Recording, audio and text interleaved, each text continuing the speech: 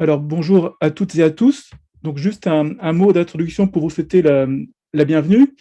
Étudiantes et étudiants, lycéennes et lycéens, professeurs, retraités, passionnés de sciences sociales, donc à ce café de sciences sociales de l'Association des professeurs de sciences économiques et sociales, l'APSES, et de ces trois régionales franciliennes, organisées avec le soutien d'Alternatives économiques et en ligne au vu des circonstances.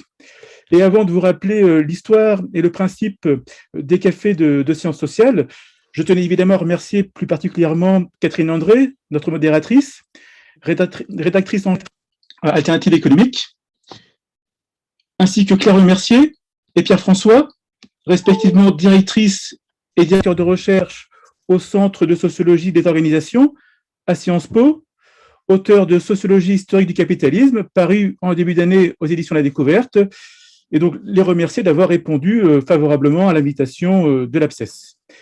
Quant à Robert Boyer, ancien directeur de recherche au CNRS, directeur d'études à l'EHESS, également convié à prendre part à ce café, il nous prie de bien vouloir excuser un contretemps concernant sa participation, mais avec son accord, l'APSES présentera les travaux inhérents à l'un de ses derniers ouvrages, Les capitalismes à l'épreuve de la pandémie, paru en 2020 aux éditions La Découverte, à partir de quelques diapos d'un PowerPoint que l'économiste a préparé, et d'une interview menée par Laurent Fébis, sur Exerfi Canal, en novembre 2020, que M. Boyer trouvait éminemment concise et éclairante. Le débat va donc pouvoir avoir lieu. Il a pour problématique crise après crise, et demain, quel capitalisme? Plus précisément, les questions que nous allons poser aux chercheurs présents sont les suivantes. Tout d'abord, comment définirions-nous les capitalismes et leur transformation depuis la succession de crises récentes, comme la crise des subprimes en 2007, celle des dettes souveraines ou celle de la Covid plus récemment? Existe-t-il une taxonomie actualisée des capitalismes? Quels sont les capitalismes qui ont perdu? Quels sont ceux qui vont gagner? Par ailleurs, depuis l'avènement de la Covid, la situation n'a cessé d'évoluer, avec par exemple l'apparition de variants qui correspondent à un rebond de l'incertitude. Cette notion d'incertitude bouscule les mécanismes économiques et les formes de régulation. En définitive, quelles sont les politiques économiques et les institutions qui vont permettre la régulation des capitalismes? Pour rappel, les cafés de sciences sociales ont été créés il y a 20 ans par Edwige Corsia et Gérard Gross, deux professeurs de sciences économiques et sociales, avec l'idée de mettre les sciences sociales au cœur et au service de la cité et de la démocratie, en transmettant des outils de réflexion citoyen et en se portant garant de la démocratie des savoirs. Il faut en outre remercier toute l'équipe qui a préparé activement ce débat depuis plus de 2 mois maintenant, et plus spécialement parmi elles, Aline Berardi, Monique Ablard, Zakia Idouche, coprésidente de l'APSES Créteil, Raphaël Marx, présidente de l'APSES Paris, Julien Borelli, trésorier national, Olivier Loaille, co-secrétaire général, Jennifer Co-Kerchouch et Sylvie Champion, trésorière de l'APSES Paris. Enfin, l'APSES, ce sont des prises de position, des orientations qui sont émises, par exemple, dans le cadre des changements opérés en ce moment au lycée. Et je vais ainsi laisser la parole pour quelques instants à Benoît Guillon, coprésident de l'APSES nationale, qui va nous faire un bref état des lieux des combats actuels de notre association disciplinaire avant que le débat ne commence, ou je pourrais dire avant que le combat ne commence, s'il s'agissait d'évoquer l'abscesse. Voilà. Merci beaucoup, Rodrigue, pour cette présentation et cette introduction. Alors, je me présente, Benoît Guillon, mon coprésident de l'APSES nationale. Et simplement, en deux, trois mots, hein, l'APSES, c'est une organisation professionnelle qui regroupe plus de 2000 adhérents, ce qui correspond à peu ou prou à 40% des professeurs de sciences économiques et sociales en France. Depuis 50 ans, nous sommes unis autour de valeurs et d'un projet commun, c'est-à-dire promouvoir les sciences sociales au lycée, mais aussi et surtout défendre le pluralisme des savoirs en économie et en sciences sociales, et notamment dans les programmes scolaires, ce qui, en ce moment, nous prend du temps finalement pour garantir une préparation des élèves aux études supérieures, mais surtout de former de futurs citoyens, de les aider à construire leur esprit critique. Et nous sommes très attachés aussi à l'APSES à ouvrir l'enseignement sur la cité. Et ces cafés de sciences sociales en sont une occasion rêvée. Vous aurez reconnu dans cette présentation des affinités certaines avec alternatives économiques. Et c'est ainsi que je peux laisser la parole à Catherine André, qui nous fait le plaisir de présenter ce café de sciences sociales. Merci beaucoup. Écoutez, je suis absolument ravie d'animer ce débat sur un thème qui me semble extrêmement pertinent, à la fois historiquement parlant et en éclairage de la situation d'aujourd'hui. Et nous allons donc réaliser ce débat de façon un tout petit peu différente de la façon dont on l'avait imaginé au départ, avec la présence de M. Boyer, mais nous allons pouvoir avoir ces éléments de réflexion qui vont nous être apportés après la présentation donc, du livre de Claire Lemercier et Pierre François, que je vais avoir le grand plaisir de présenter. Alors, comme Rodrigue vous l'a déjà dit, vous êtes tous les deux directeurs de recherche, mais il y a d'autres éléments qui, je pense, pourraient être intéressants dans votre parcours à donner, notamment pour le public qui nous écoute en ce moment. Donc, je commence par vous, Claire Lemercier. Vous êtes fille d'un professeur de SES. Je pense que c'est intéressant à dire parce que, à mon avis, il y a peut-être quand même un fil rouge. Voilà, je me permets de le dire pour la petite histoire et pour la grande. Vous êtes donc chercheuse en histoire, mais vous n'avez pas au départ de formation particulièrement interdisciplinaire, mais vous êtes intéressée comme historienne à d'autres disciplines, dont la sociologie. Et en 2010, vous avez rejoint le Centre de sociologie des organisations avec, je crois, l'ambition de travailler à la frontière de ces deux disciplines, sachant qu'au départ, vous êtes une spécialiste, dites-moi si je me trompe, de la première moitié du 19e siècle, mais vous avez aussi regardé les siècles précédents pour ne pas avoir cette césure de la Révolution française comme une espèce de coupure dans la réflexion. Et vous avez notamment travaillé en parallèle avec des sociologues et des politistes également. Et vous avez travaillé donc avec Pierre François déjà depuis un moment, enseigné, et puis vous nous expliquerez ensuite la genèse de cet ouvrage que vous allez nous présenter. Et vous avez travaillé notamment sur les grandes entreprises françaises et leurs dirigeants tout au cours du XXe siècle et au début du XXIe siècle, avec pour ambition essayer de bien décrire et d'expliquer les phénomènes à la fois de changement et de continuité dans lesquels votre ouvrage s'inscrit justement.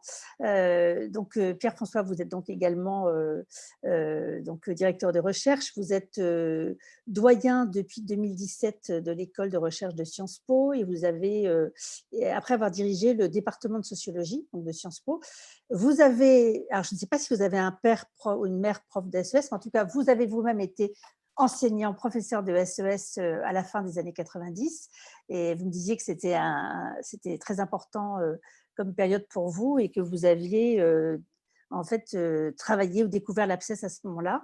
Et puis vous avez des travaux sur des sujets que, au départ, je me suis dit sont très divers, mais je vois tout à fait comment tout ça s'articule maintenant que j'ai lu votre biographie. Donc, vous avez travaillé à la fois empiriquement sur les mondes de l'art, avec une thèse sur le mouvement de réinterprétation de la musique ancienne. Vous travaillez également sur la poésie, sur les critiques, enfin sur la poésie contemporaine. Vous avez travaillé aussi sur le marché du travail des diplômés du conservatoire de musique. Et vous êtes intéressé donc globalement à ces mondes de l'art, mais avec une approche à la fois qualitative et quantitative en tant qu'espace économique. Puis vous avez travaillé sur la sociologie des marchés. J'oublie certainement des tas de choses. Et ce qui me paraît intéressant là par rapport à votre ouvrage, c'est que vous me disiez que la sociologie économique états-unienne, en fait, pointait des questions que n'abordait pas, ou en tout cas que laissait de côté la sociologie française, avec notamment, je vais vous laisser l'expliquer, mais une approche différente par rapport justement à ce capitalisme. Je vous laisse présenter peut-être l'un ou l'autre la genèse de cet ouvrage que vous avez donc coécrit, puisqu'elle provient d'un travail, d'une réflexion commune sur quelques années. À vous la parole, comme vous le souhaitez, Claire ou Pierre.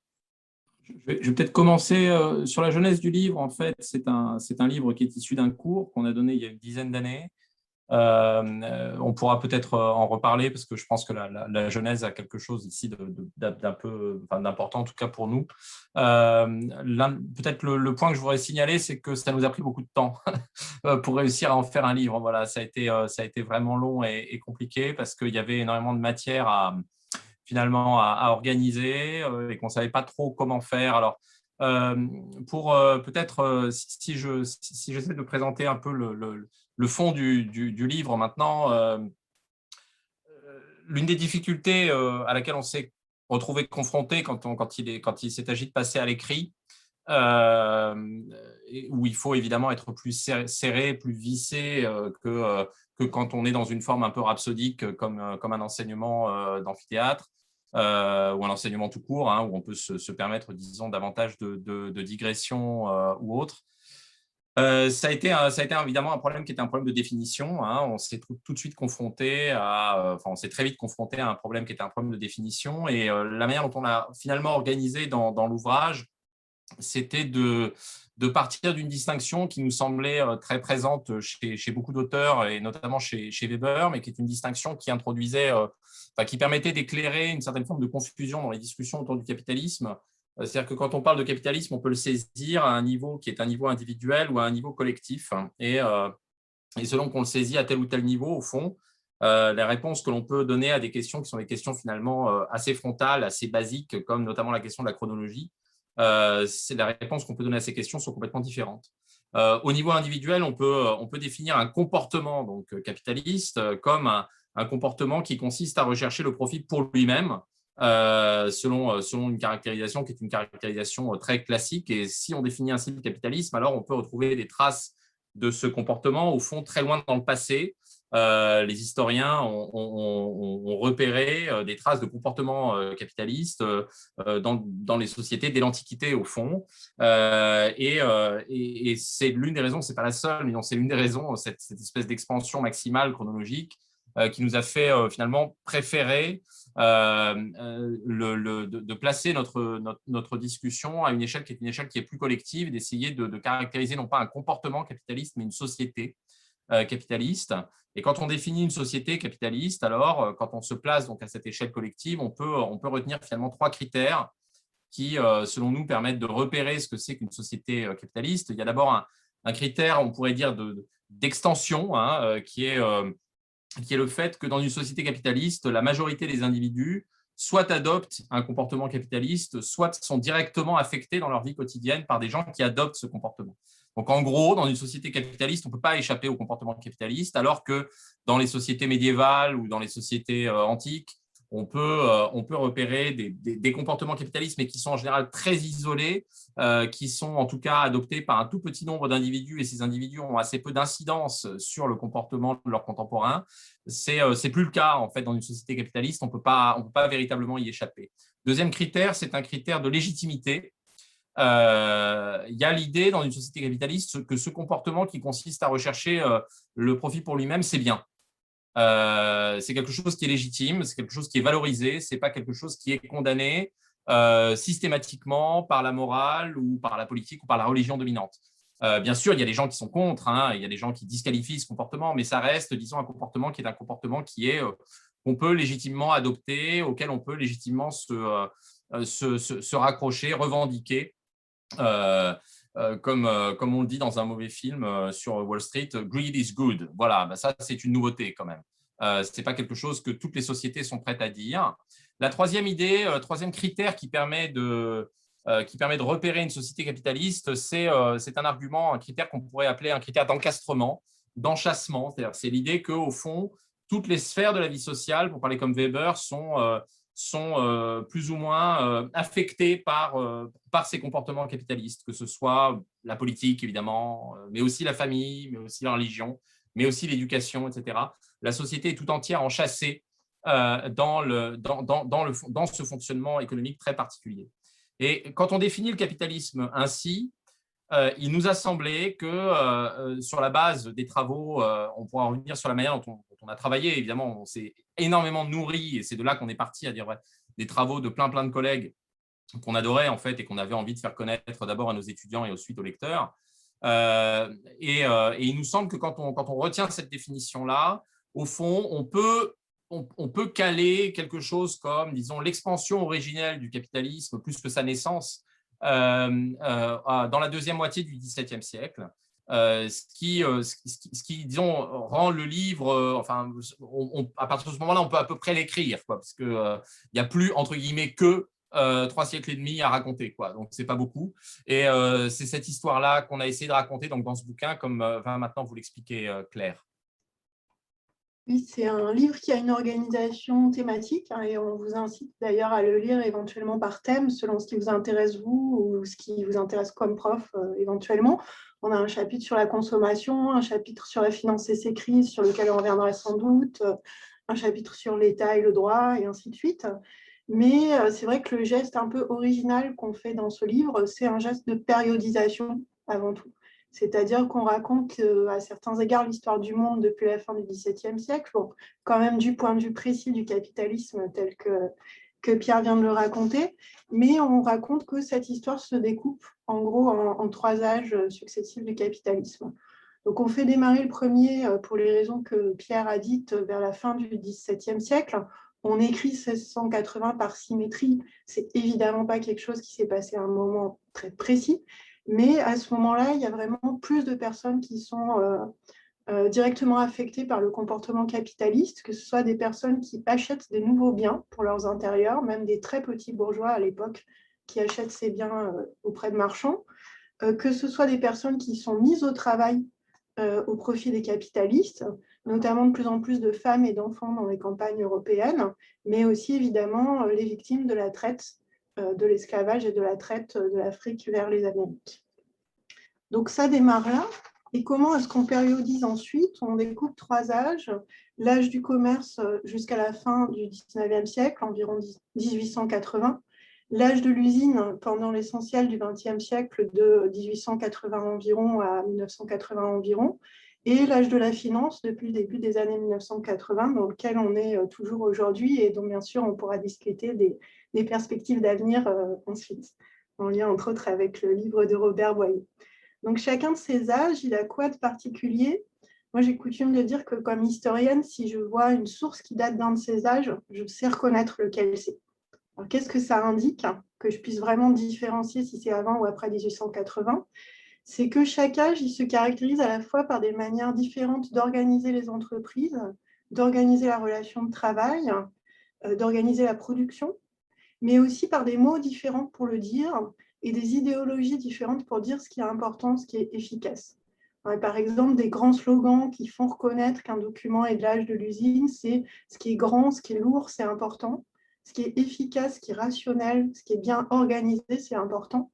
Ce que personne n'aurait dit à l'âge du commerce, qui se caractérise à la fois par vraiment une expansion du capitalisme sur 2 siècles, c'est énorme, un très grand rôle des grands négociants, et en même temps une organisation donc de 1780-1880 environ, en très petites entreprises reliées en réseau, en grandes chaînes de sous-traitance. On n'a pas des immenses organisations qui sont vraiment une des nouveautés de l'âge de l'usine. Quant à l'âge de la finance, celui qu'on vit aujourd'hui, il n'est pas marqué par l'invention de la finance, qui évidemment a toujours existé et joué un rôle clé dans le capitalisme, mais il est marqué par des changements de fonctionnement de la finance, mais surtout la mise en avant de ce qu'on appelle habituellement la valeur actionnariale parmi les spécialistes, c'est-à-dire l'idée que le profit doit essentiellement revenir à l'actionnaire en priorité et de manière la plus légitime à l'actionnaire, et que tout le reste doit être subordonné à cet impératif. Et cette mise en avant de l'actionnaire, elle a des conséquences sur les manières, y compris de calculer le profit, de décider ce qui est le plus efficace, notamment comme organisation des entreprises.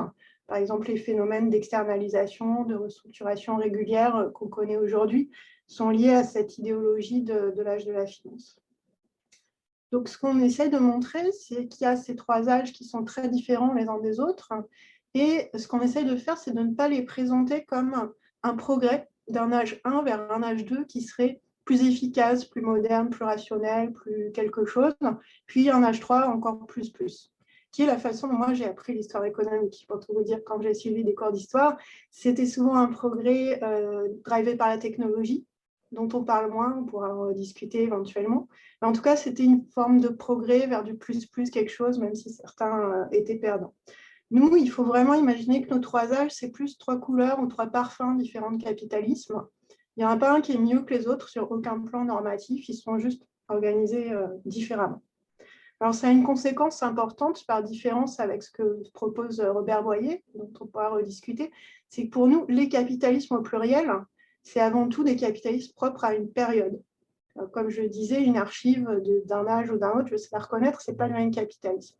Alors, ça ne veut pas dire qu'il n'y a pas des différences entre pays ou continents ou autres à l'intérieur de chaque période, mais pour nous, vraiment très clairement, il y a quelque chose de commun aujourd'hui entre le capitalisme en Chine, en Corée, en Italie, aux États-Unis, en Argentine, et de très différent du capitalisme dans ces mêmes pays, sauf ceux qui étaient éventuellement communistes en 1950.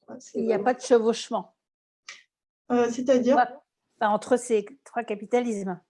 Alors, je ne sais pas si c'est ça que vous voulez dire, mais ce qu'on nous a souvent demandé, c'est est-ce qu'un pays peut être, par exemple, dans l'âge de l'usine, alors que le pays voisin est dans l'âge… Non, c'était plutôt dans la succession de ces 3 âges du capitalisme. Il y a des périodes de transition. Ouais. Oui. Ouais.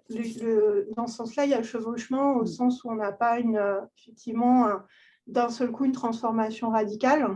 Il y a des périodes de chevauchement, ouais, par exemple sur le passage de l'âge de l'usine de l'âge du commerce à l'âge de l'usine à la fin du 19e siècle. Je dirais assez volontiers que de 1860 en 1910, on est dans une période de transition. Ouais. Et donc sur le passage à l'âge de la finance, Pierre saurait sans doute mieux le dater que moi, mais un élément intéressant, c'est quand on faisait notre cours, on n'était pas sûr d'être dans l'âge de la finance. Ce cours, il a commencé en 2012. On avait du mal à définir, on n'était pas sûr que c'était si différent que ça, on hésitait. Et presque 10 ans après, on est beaucoup plus sûr. Donc peut-être qu'à certains égards, en 2010, on était encore dans une sorte de période de transition. Maintenant, on a l'impression que cet âge, il s'est vraiment institutionnalisé, que beaucoup de choses sont prises comme acquises, qu'elles ne vont pas bouger tout de suite. On pourra en rediscuter, bien sûr. Robert Boyer plus optimiste. Mais voilà, donc il y a des périodes de chevauchement, de transition, et qui sont liées, je pense, aux principaux mécanismes qui, selon nous, expliquent le passage d'un âge à l'autre, puisque comment ça se fait, du coup, que ça change. On évoque brièvement ça en conclusion du livre, la dynamique. On était moins sûr de nous là-dessus, parce qu'on a moins de travaux sur lesquels s'appuyer. Mais on met en avant 2 dynamiques, une qui est un peu constante dans l'histoire du capitalisme, c'est une division du travail croissante, l'émergence de nouveaux métiers, de nouvelles professions qui peuvent entrer dans des luttes concurrentielles, qui peuvent être liées à l'émergence de nouveaux produits, et ainsi de suite, une diversification constante à certains égards, un des moteurs un peu permanents. Et puis, du coup, le moteur qui fait qu'il y a des bifurcations, qu'à des moments, il y a période de chevauchement et après, on change d'âge. Pour nous, c'est essentiellement des luttes entre groupes sociaux. Et c'est aussi ce qui fait qu'on s'intéresse moins, à certains égards, aux luttes entre pays, aux concurrences ou aux compétitions à l'échelle mondiale entre pays. C'est qu'on a l'impression que les luttes donc intra-pays et à l'échelle mondiale entre groupes sociaux ont joué historiquement un rôle plus important dans les basculements d'un âge à l'autre. Donc, notamment la lutte des classes, telle que Marx l'a décrivée dans le passage à l'âge de l'usine, et notamment, même si pas exclusivement, ça se joue sur plusieurs terrains, mais des luttes entre capitalistes dans le passage à l'âge de la finance qu'on connaît aujourd'hui. Alors, on avait pensé, après cette présentation des définitions et des périodisations, faire un tout petit point méthodologie, rapport aux disciplines, parce qu'on s'est dit que ça pourrait intéresser le public. Oui, vous avez le temps, tout à fait. Je voulais juste souligner, parce que le livre est tout à fait passionnant, c'est qu'il est en fait émaillé de beaucoup d'études de cas. Donc, et je trouvais aussi, si je peux ajouter ça, ce qui est intéressant, et vous le dites dans l'introduction d'ailleurs, vous affirmez que ce n'est pas un livre d'histoire, et ce n'est pas non plus un livre de sociologie de l'économie. Et alors, je ne sais pas, voilà, pour le qualifier, justement, je trouvais ça extrêmement intéressant. Tout ça aussi pour nos auditeurs. Bah oui, non, mais je pense qu'on va rebondir finalement en 2 points courts sur vraiment les 2 choses que vous avez dites. Sur le rapport aux études de cas, parce que là, évidemment, quand on le présente en un gros quart d'heure, on a un discours assez général et surplombant. Mais effectivement, le livre est émaillé d'études de cas, c'est en partie dans une optique pédagogique et illustrative.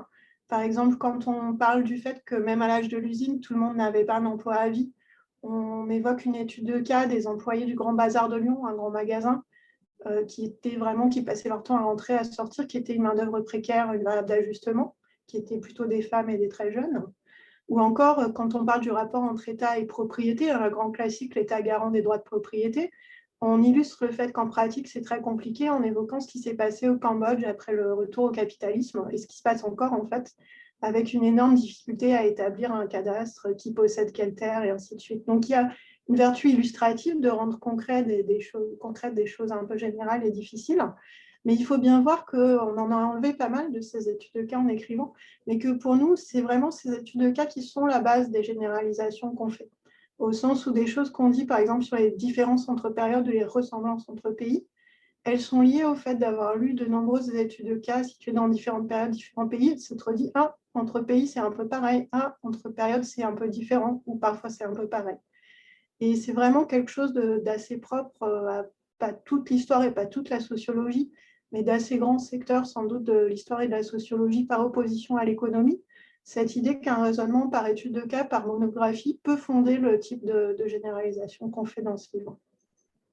Et Pierre, si tu veux reprendre sur… C'est un livre de quelle discipline? Oui, alors sur l'inscription disciplinaire, c'est… peut-être juste deux points rapides. D'abord, pour préciser le rapport, qui est un peu quand même le point de départ qui était le nôtre,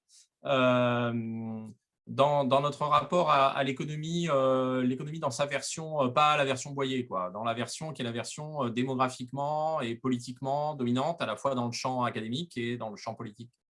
Que les économistes qu'on disqualifie en général comme orthodoxes n'aiment pas justement voir qualifier d'orthodoxes, mais bon. Et nous, c'est vrai qu'on sortait disons, d'une quinzaine d'années de tentatives un peu obsessionnelles et difficiles d'organisation d'un dialogue entre, disons, la sociologie. L'histoire, c'est venu un petit peu plus tard, on pourra peut-être en reparler, mais c'était un peu la même logique. En tout cas, en socio, la socio-économique, c'était beaucoup construite dans une volonté de dialogue, dans une volonté de mise en regard avec la science économique dite, entre guillemets, orthodoxe. Et en fait, c'était un dialogue qui était à peu près impossible à organiser, notamment parce que tout simplement, les économistes dits orthodoxes, en fait, ils ne voulaient pas répondre, quoi. Ils s'en foutaient complètement, ça ne les intéressait pas, ce n'était pas leur problème. Et donc, nous, on est quand même parti d'un principe qui était, bon, bah, en fait, vous ne voulez pas nous parler, bah, nous, on ne va pas vous parler non plus, quoi, en fait, et on ne va pas vous lire, et voilà. C'est-à-dire que concrètement, on n'avait pas forcément super envie de s'engager dans un dialogue qui était un dialogue très serré, avec des gens qui, de toute façon, ne nous lisaient pas et considéraient que ce qu'on faisait, ce n'était pas sérieux, quoi. Et donc, on est quand même un peu parti de là. Alors, la version un peu plus, disons, intellectuellement construite de ça, c'était de se dire qu'au fond, si les économistes ne nous parlaient pas, c'est qu'ils avaient de bonnes raisons de le faire, en fait. C'est qu'en fait, on faisait quand même des choses assez différentes, même fondamentalement très différentes. Il y avait quand même toute une partie de l'économie, de la science économique, qui travaillait sur des modèles qui étaient des modèles exclusivement théoriques. Avec parfois des propositions qui peuvent être très très belles, hein, très élégantes, mais qui ne parlaient pas finalement du monde comme il va. Or, nous, notre métier, c'était de parler du monde comme il va. Donc, évidemment, on ne faisait pas le même métier, quoi. Il y avait un autre truc aussi, c'est que quand on parlait du monde comme il va, on n'en parlait pas avec les mêmes outils. Claire en a dit un mot, on en parlait, nous, avec des outils qui étaient des outils qui relevaient, qui pouvaient être des outils quantitatifs ou qualitatifs, hein, bien sûr, mais ce n'étaient pas des grandes séries statistiques, ce n'était pas des grandes modélisations. Ça, on était beaucoup plus disons, on se retrouvait beaucoup plus là-dedans, ça nous apprenait énormément de choses, mais on considérait que construire un espace de dialogue avec les économistes qui travaillaient comme ça, ce n'était pas forcément toujours complètement évident. Donc, du coup, on s'est un peu simplifié la vie, en se disant que ce n'était pas forcément la peine d'essayer de construire un dialogue avec eux. Et on s'est concentré, alors justement, sur ce qu'on savait faire nous, qui est finalement ce qu'on pourrait appeler avec Passeron les sciences sociales de l'enquête. Des sciences sociales de l'enquête qui s'appuient sur des cas, qui s'appuient sur un travail conceptuel qui est toujours circonstancié, toujours indexé spatio-temporellement, hein, qui est toujours situé. Donc, une méthodologie qui est au fond fondamentalement une méthodologie weberienne, même si la thèse historique fondamentale du livre est, elle, assez peu weberienne, voire anti-weberienne. Mais en tout cas, sa méthode, elle est profondément weberienne. Et là, on s'est retrouvé confronté à une difficulté qui était que, en fait, on avait disons, un monceau de littérature à gérer, finalement, il y avait un excès de richesse, puisque les sciences sociales, que ce soit la sociologie ou l'histoire, qui sont nos deux disciplines, mais aussi les sciences politiques, et l'anthropologie, etc., avaient produit des travaux absolument considérables sur tous les sujets qui nous intéressaient. Et donc là, on a fait un autre choix qui était un choix un peu radical, qui était de se concentrer sur ce qu'on avait, nous, envie de dire, au fond, et de ne pas forcément chercher à rentrer dans un dialogue très, très serré avec toutes les thèses et les contre-thèses et les contre-propositions qui pouvaient être faites par les collègues, d'où une forme éventuellement de frustration que peuvent avoir ces collègues d'être toujours engagés dans des dialogues qui sont des dialogues un peu implicites, mais le livre est déjà long. S'il avait fallu expliciter les termes de ce dialogue, ça aurait été extrêmement difficile en fait et quasiment impossible à écrire. Et donc finalement, si on devait caractériser cet ouvrage, je le dirais avec une certaine fierté. Je ne vous cache pas que c'est un ouvrage pour moi, peut-être c'est le premier ouvrage de sciences sociales que j'écris au fond. Avant, j'ai vraiment fait de la socio et là j'ai vraiment l'impression d'être sur un périmètre qui est un périmètre qui est au fond celui que j'aime, qui est donc celui des sciences sociales de l'enquête et celui des sciences sociales tout court. Voilà. Merci beaucoup. Je pense que ça présente, ça va donner envie de lire le livre parce que c'est très, très bien décrit, tel que vous venez de le faire. Merci. Merci à vous deux. Je vous repasse la parole puisque maintenant, on va avoir une présentation à Rodrigue des travaux de M. Boyer. Très bien, donc je vais effectivement lancer donc, le diaporama que M. Boyer a bien voulu préparer, en tout cas les premières diapositives introductives, et puis donc Aline commentera quelques diapos qu'elle a choisis. Et ensuite, du coup, lancerai également la vidéo de Xerfi Canal, l'interview de M. Boyer sur les transmutations des capitalismes. Alors, en ce qui concerne le diaporama, donc, il faut que je partage mon écran. Alors, donc, partager l'écran. Voilà.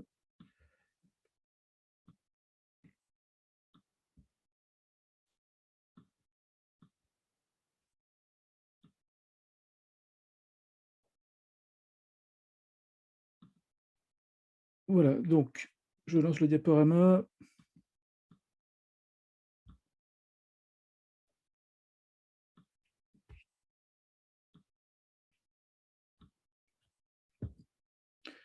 Donc, dans son introduction, M. Boyer nous rappelle que la profession des économistes est désarçonnée par l'éruption de la pandémie.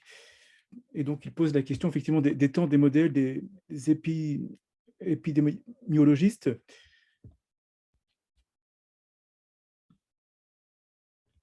Il rappelle le danger de l'autonomisation des macroéconomistes par rapport aux autres disciplines, s'autonomiser de la santé, de l'analyse politique, de l'histoire économique et des pandémies, de la démographie.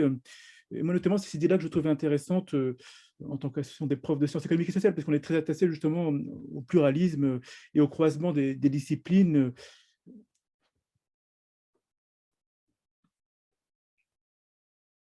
Et enfin, voilà, il nous invite à analyser des processus interdépendants affectant à la fois la santé, l'écologie, l'économie, la politique, les relations internationales.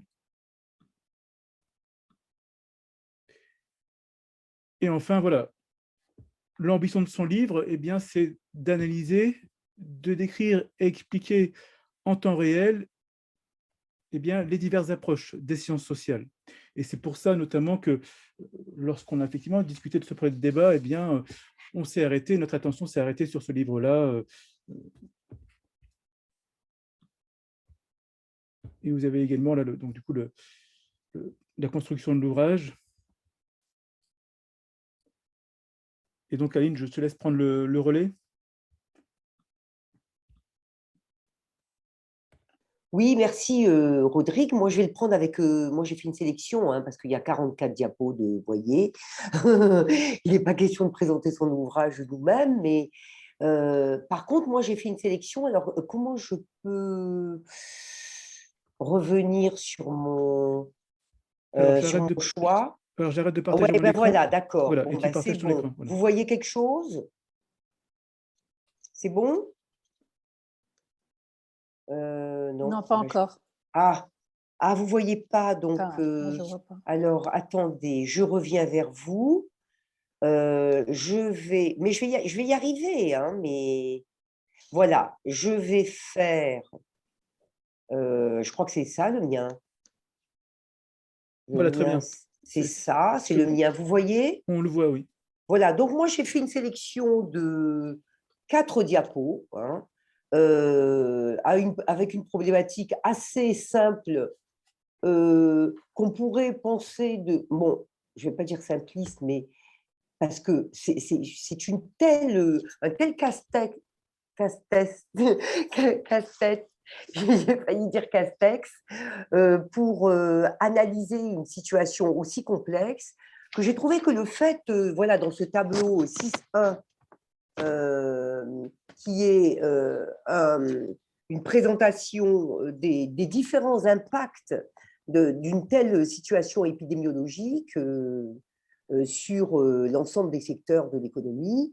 Voilà, j'ai pensé qu'il était intéressant de faire un petit focus dessus. Alors, par exemple, sur la production, on s'aperçoit très rapidement qu'au niveau national, pénurie de masques, pénurie de principes actifs, pénurie de respirateurs, et tout d'un coup, on peut réaliser que on prend conscience de l'extrême allongement des chaînes globales de valeur à l'échelle mondiale, bien sûr, et de la concentration des approvisionnements correspondant dans certains pays, et notamment en Chine et en Inde. Et là, on découvre que le juste à temps, finalement, ne garantissait pas des bas coûts, ne pouvait garantir plutôt des bas coûts que si l'environnement allait de pair avec une certaine stabilité et prévisibilité. Or là, tout est envoyé, tout est bousculé, hein. Alors voilà, ne serait-ce que ça au niveau de la production. Donc on prend conscience des chaînes de valeur, on prend conscience de l'existence de monopoles, on prend conscience de l'utilité des stocks, etc. Au niveau de la consommation, il en est de même. Le confinement oblige à s'adapter à certaines normes de consommation. Alors, il écrit ça, bien sûr, après le premier confinement. Il n'écrit pas ça là récemment, hein. Donc, ça se traduit par ce qu'il appelle une plus grande frugalité, c'est-à-dire qu'on ne peut pas, de toute façon, acheter d'autres choses que des produits de première nécessité, puisque la plupart des magasins sont fermés, tout ce qui est loisirs, spectacles, tourisme, etc., tous ces registres de la consommation sont évacués, hein. Donc, la consommation est restructurée de fait. Lui dit favorisant le bien-être, bon, ça reste à discuter, avec des nouveaux arbitrages bien privés, bien publics, puisque tout ce qui est essentiel, santé, services publics de base, transport, ont été valorisés par rapport à certains biens privés qui, eux, ont pu être ceux qui allaient dans le sens, bien sûr, de l'essentiel, ont été favorisés, on le verra après, hein. Alors, en ce qui concerne l'investissement est aussi impacté. L'investissement productif a enregistré un arrêt très brutal, parce qu'actuellement, on parle beaucoup d'un excès d'épargne, mais l'investissement productif, il est très ralenti, arrêt brutal, voire après le premier confinement. L'entreprise doit répondre à un certain nombre d'incertitudes radicales. Combien de temps va durer la pandémie? Les aides étatiques vont-elles permettre d'éviter la faillite? Comment la demande permettra-t-elle de sortir de la crise? Les fournisseurs auront-ils disparu, etc., etc. Quand même des grandes questions, quoi. Alors, en ce qui concerne la dépense publique, bon, je vais passer la dépense publique. La dépense publique, elle est sollicitée, bien sûr, par les citoyens, la demande d'éducation, la demande de santé, la demande de recherche. Mais pour autant, les politiques mises en œuvre dans certains pays n'ont pas répondu à cette orientation, hein. Alors ensuite, par contre, la dépense publique, elle est très sollicitée en ce qui concerne les transferts aux entreprises et aux ménages pour éviter le pire. Donc là, par contraste, on a effectivement une explosion de la dépense publique dans ce qui est aide et soutien à l'activité économique ou à la consommation. L'État apparaît dans ces conditions, comme Boyer le dit, comme un assureur en dernier ressort, en fin de compte, hein, par rapport à l'incertitude systémique.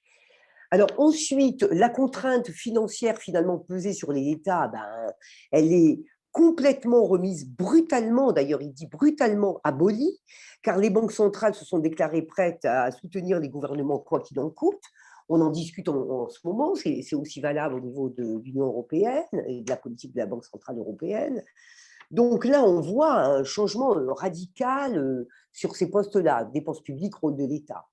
En ce qui concerne la couverture sociale, bon, je vais passer. En ce qui concerne l'internationalisation, le commerce international, eh bien, on a ici quelque chose qu'on avait promu et qui était le moteur de la croissance mondiale, qui tout d'un coup n'était plus le moteur. Victime de l'incertitude radicale et plus encore de la montée des protectionnismes, tous azimuts, notamment du protectionnisme des États-Unis. Et donc, on mesure donc l'ampleur de ces transformations brutales qui a atteint tous ces secteurs de l'économie qui sont voilà, recensés de façon assez simple. Hein. Donc, j'ai passé sur la couverture sociale, mais là, c'est vrai que l'État jouait le rôle d'amortisseur en aidant sur les chômages à 80%, etc. Sur la finance, pareil, on a limité la casse en prévoyant de sauver et de faire de la monnaie, des baisses de taux d'intérêt, etc. Voilà, donc je trouve que ce document était quand même voilà, assez éclairant. Alors, il ne parle pas des différents capitalismes, mais il voit quand même comment, à travers tous ces indicateurs, les capitalismes, les formes en tout cas des capitalismes, vont être ébranlés. Alors, après, j'ai choisi cette diapo sur le capitalisme numérique. Parce que le capitalisme numérique, c'est quand même le grand gagnant pour l'instant de l'opération pandémique. Hein. Le e-commerce a explosé, le télétravail, qui est une réponse, bien sûr, à la distanciation sociale. Les GAFAM traversent les frontières, donc, en plus, permettent justement, sont une réponse à la distanciation, donc elles explosent aussi. La santé financière des GAFAM, on verra après avec la diapositive suivante, qui tranche par rapport aux autres secteurs de l'économie, notamment plus industriels ou artisanaux, la restauration, le tourisme. Voilà. Ensuite, toute l'économie, le capitalisme de l'information, eh bien, peut se déployer largement comme étant supérieur, puisqu'il permet en un temps rapide de donner l'information et de la collecter. Voilà, donc moi je peux prendre l'exemple de mon exemple tout bête. La sécurité sociale aujourd'hui, en tant que Covid, peut intervenir très rapidement avec des plateformes, pour saisir des informations, pour renvoyer des informations, et on ne reconnaît plus du tout les guichets qu'on avait il y a 20 ans, 30 ans. Voilà, donc les réseaux de communication peuvent permettre, parce que s'ils ne sont pas bloqués, bien sûr, un suivi de la mobilité des individus, si on met sur les téléphones portables la traçabilité des individus, et notamment des porteurs du virus. Bon, pour l'instant, ça a été ralenti, en tout cas chez nous, mais en Chine, en Corée, etc., la traçabilité numérique a fait un bond phénoménal, quoi. Alors, la diapo suivante fait la démonstration que les marchés financiers ont bien parié sur les GAFAM et qu'il y a une différence essentielle entre la période de 2000 où on avait un régime un petit peu avant-gardiste qui retenait, qui avait largement financé aux États-Unis. Là, c'est le S&P 500, hein, et ces variations erratiques entre 90 et j'ai trouvé ça intéressant de montrer que le pic qu'on avait appelé le pic de la bulle des NTIC, des nouvelles technologies de l'information et de la communication dans les années 2000, et qui recouvrait quoi? Qui recouvrait Microsoft, General Electric, Cisco, Intel, appartenait surtout au secteur de l'équipement, et qu'en fin de compte, 20 ans après, on ne parle plus d'une bulle d'ailleurs, mais un saut qualitatif boursier, et Microsoft est le seul rescapé de ces entreprises du NTIC qui étaient des entreprises d'équipement en 2000, et on retrouve en 2020 des entreprises comme Apple, Amazon, Alphabet, qui est maison mère de Google, Facebook, bien sûr, ces multinationales présentes dans le monde entier et qui prospèrent avec l'organisation d'une place de marché numérisée et surtout de la collecte et le traitement des données à l'échelle, sur une grande base de données, couvrant la plupart des secteurs d'activité et la plupart des pays, et dont l'exploitation livre des rentabilités sans commune mesure avec ce qu'on avait connu et ce qu'on connaît dans les secteurs traditionnels. Donc là, on ne peut que noter le changement qualitatif de cette forme de capitalisme qui émerge, qui prouve sa supériorité à l'heure actuelle. Alors là, la dernière diapo que j'ai choisie, puis j'arrêterai là, c'est voilà pourquoi on parle d'incertitude. Voilà par exemple, j'ai noté cette figure qui me semblait intéressante parce qu'elle montre comment réagit la bourse à des informations de l'économie réelle ou de la société.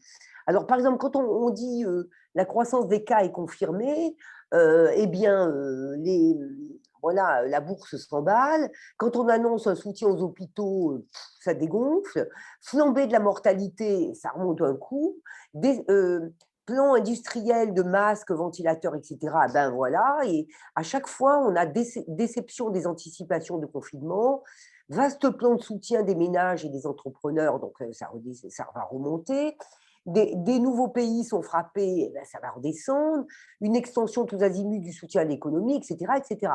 Donc on voit bien qu'on est…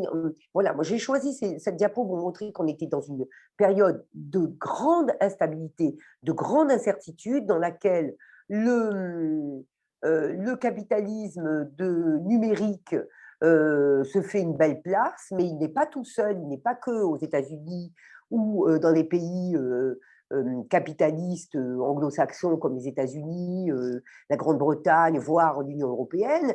Mais le capitalisme numérique, il est aussi en Chine et il est régulé de façon très différente par un capitalisme étatique, dont Boyer évoque, mais sans l'approfondir comme pourrait le faire Michel Aglietta. Donc moi, je ne l'ai pas abordé. Voilà, j'ai fini pour une présentation un petit peu sélective de cette situation qui méritait quand même d'être illustrée, voilà, que j'ai trouvé très importante dans cet ouvrage. Merci beaucoup. Donc je vais essayer de revenir, si je peux. Ah oui, c'est bon. Très bien, voilà. Je te remercie. Merci beaucoup. Et donc, je vais lancer la vidéo dont je vous parlais, l'interview menée par Laurent Fébis sur Xerfi Canal en novembre 2020. Donc, M. Boyer, voilà, trouvé éminemment concise et éclairante sur la transmutation des capitalismes. Donc, je vous la partage.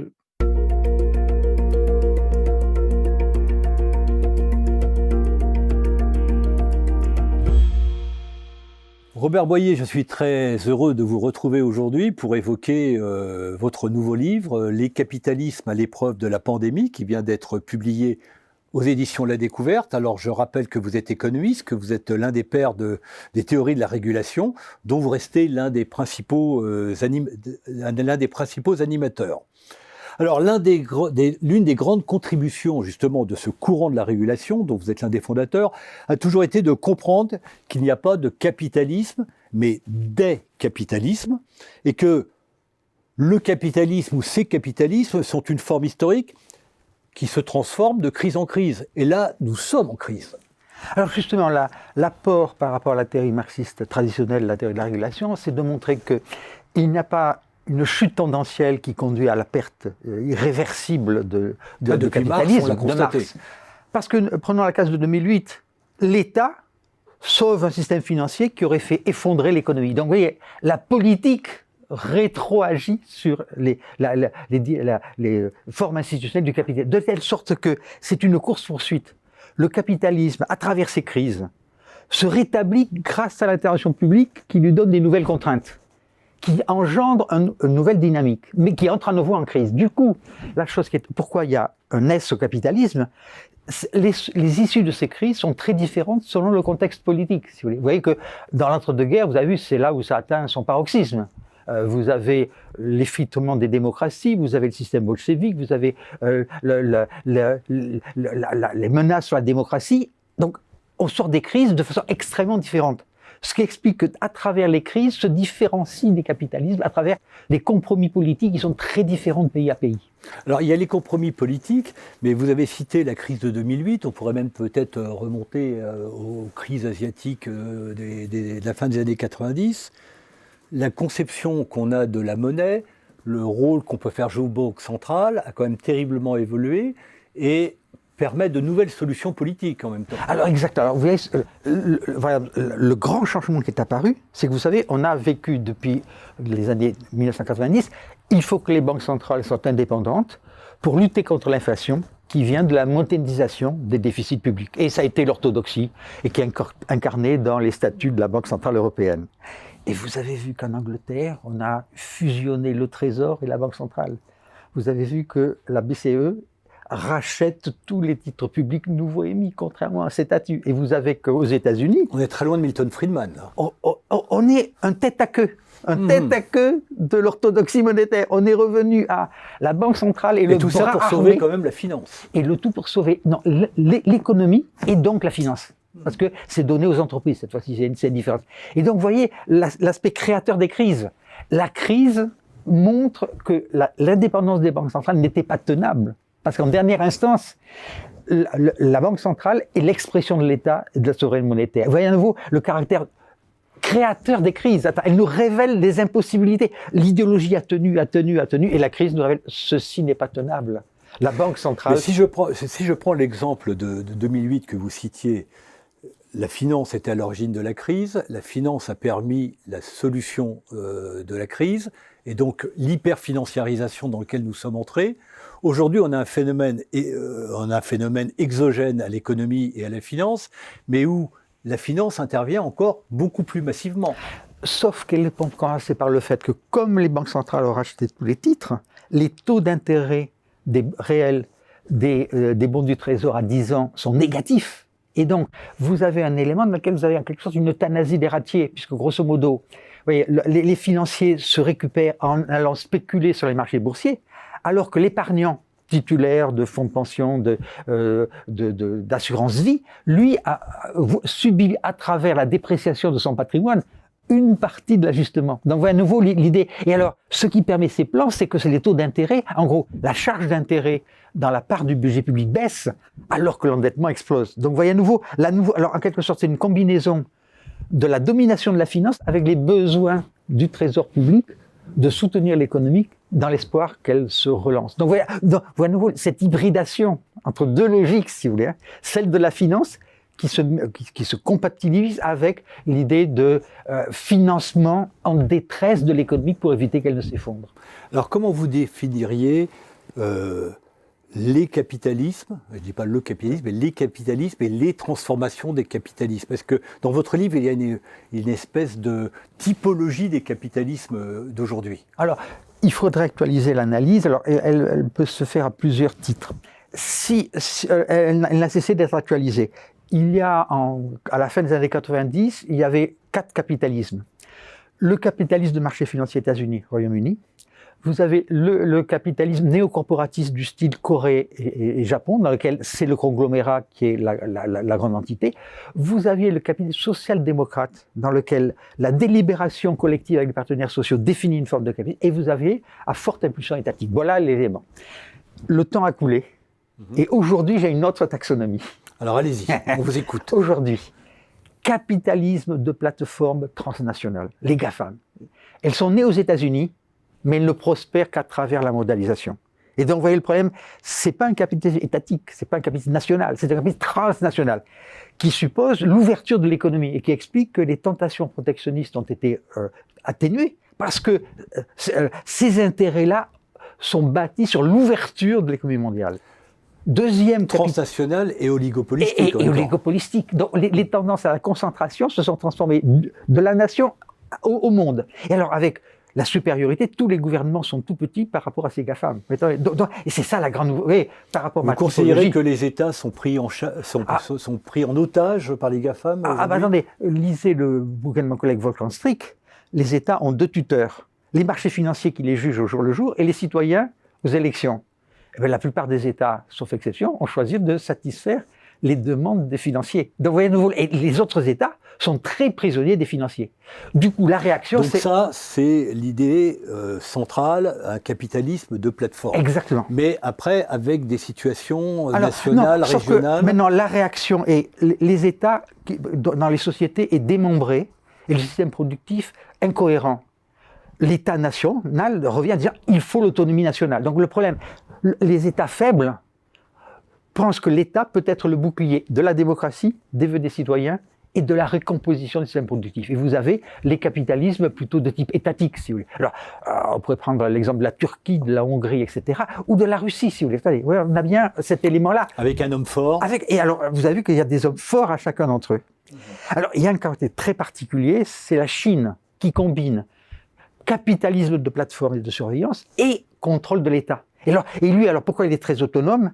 Parce qu'il vise non pas l'hégémonie mondiale, comme les GAFAM, mais à la viabilité à long terme du pouvoir du Parti communiste. Donc, c'est un capital. Et alors, pourquoi il a beaucoup d'avantages? Il a la modernité de la technique des plateformes, mais il a l'idée de constituer une viabilité sur l'espace national. Comment qualifier aujourd'hui le capitalisme ou les capitalismes européens, devrait-on dire, pratiquement? Eh bien, ils sont divisés. Une ligne de division qui, moi, m'impressionne, que j'ai détectée il y a déjà 15 ans. L'Europe du Nord, très internationaliste, qui se porte bien dans le niveau de vie qu'on a inventé. L'Europe du Sud, naufragée par son introduction dans l'euro. Et le Covid renforce ces différences. Le tourisme s'arrête, le transport, etc. Donc l'Europe du Sud n'a plus des recettes. L'Europe du Nord prospère parce qu'elle produit encore des biens ultra sophistiqués. Donc le Covid accentue la divergence des trajectoires européennes. Et donc, vous voyez, c'est le dernier chapitre, le 9, si vous voulez, de l'ouvrage. Très honnêtement, il se peut que le Covid précipite un mouvement de critique, une bifurcation. Soit l'Europe se réforme totalement, elle devient Europe de la solidarité, soit elle disparaît au profit d'une balkanisation de système populiste. Robert Boyer, dans une prochaine émission, on va parler de ces problèmes de divergence européenne. Merci Avec beaucoup, plaisir. Robert Boyer.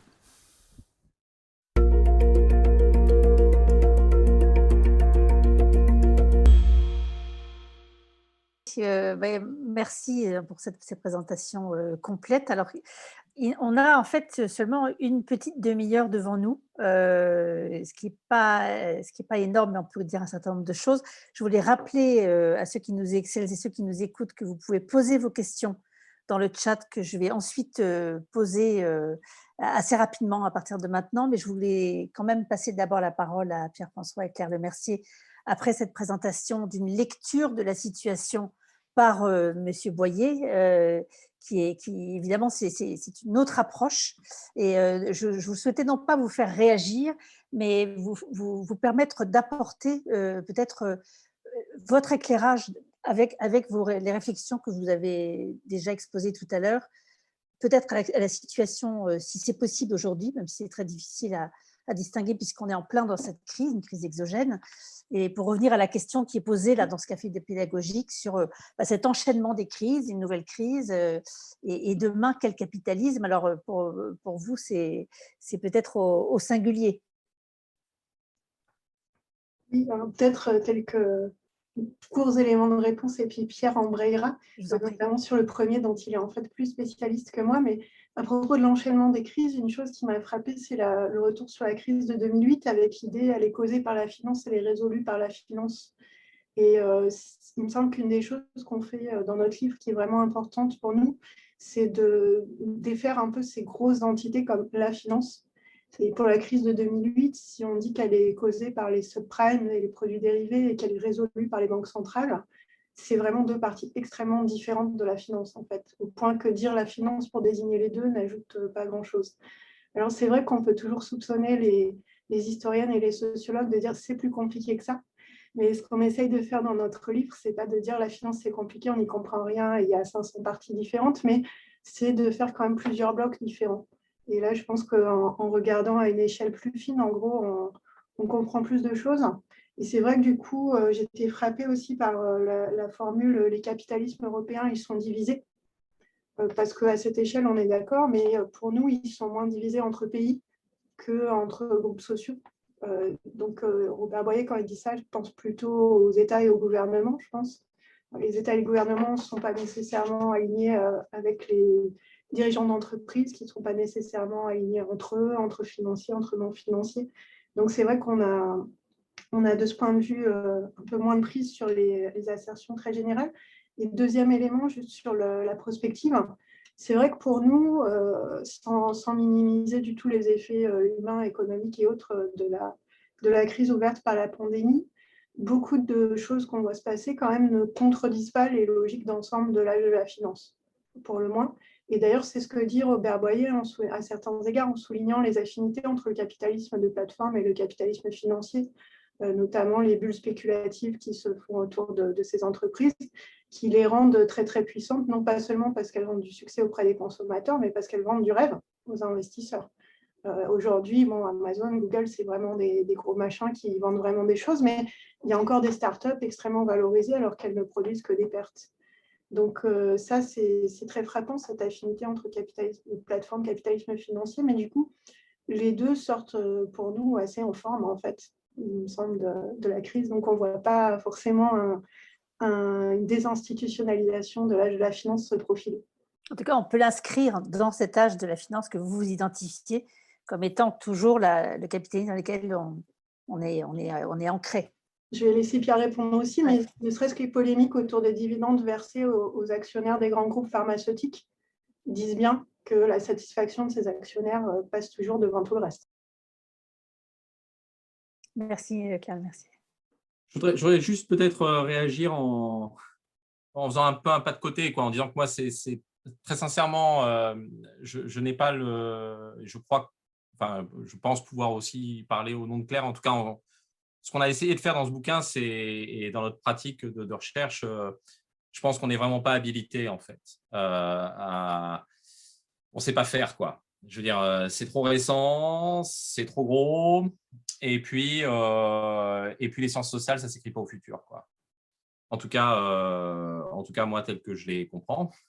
Et donc, je suis très, très mal à l'aise, en fait, pour réagir. Je ne suis pas du tout en train de dire que ces livres-là sont inutiles. Au contraire, ils sont très, très utiles et moi, je les admire beaucoup parce que c'est des propos que moi, je ne saurais pas tenir, quoi.